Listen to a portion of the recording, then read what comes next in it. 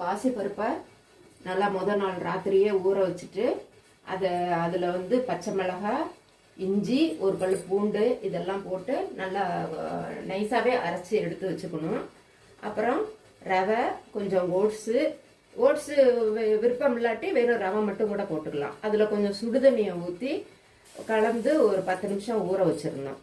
அதுக்கப்புறம் இந்த இந்த பாசிப்பருப்பு அரைச்சதையும் அதில் போட்டுடணும். நமக்கு வேணுங்கிற வெஜிடபிள்ஸ், பீன்ஸு, கேரட்டு, கோஸு,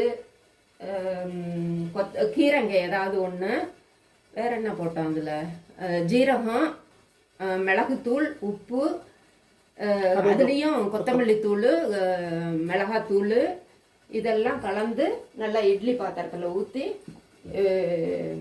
வேக வச்சு எடுத்து சாப்பிட வேண்டியது தான். ரொம்ப நல்லா இருக்கும் பாசிப்பருப்பு ரவை வெஜிடபிள் இட்லி.